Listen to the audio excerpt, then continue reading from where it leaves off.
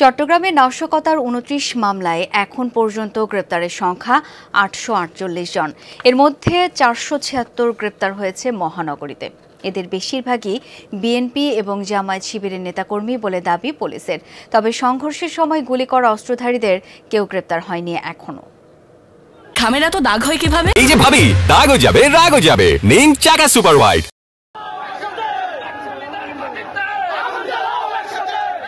গেল ১৯ জুলাই নগরীর কাজী দেউরি মোড়ে পুলিশ বক্স ভাঙচুর ও নগর বিএনপি কার্যালয়ের সামনের সড়কে আগুন জ্বালিয়ে বিক্ষোভের ঘটনায় গ্রেফতার করা হয়েছে এদেরকে।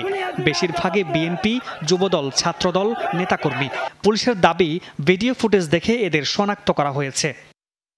১৮ জুলাই নগরীর বহদ্দারহাট পুলিশ বক্সে অগ্নিসংযোগের ঘটনায়ও রিপন ও সাগর আলী নামে দুজনকে গ্রেফতার করে পুলিশ। এরাও বিএনপি এবং জামাতের কর্মী বলে দাবি পুলিশের।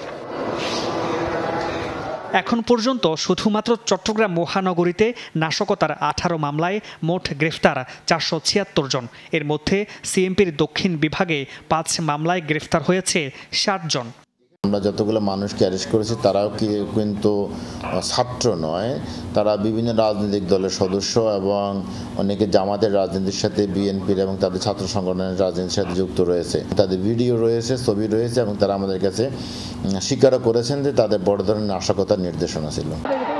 কোটা সংস্কার আন্দোলনের সময় সংঘর্ষ চলাকালে বেশ কয়েকজনকে অত্যাধুনিক অস্ত্র দিয়ে গুলি করতে দেখা গেছে।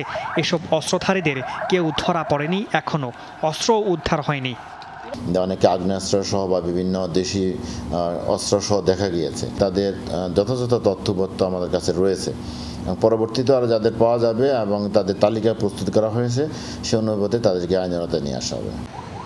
মহানগরীর বাইরে চট্টগ্রাম জেলায় নাশকতার ১১ মামলায় গত ২৪ ঘন্টায় ১৭ জন সহ ৩৭২ জনকে গ্রেফতার করেছে জেলা পুলিশ।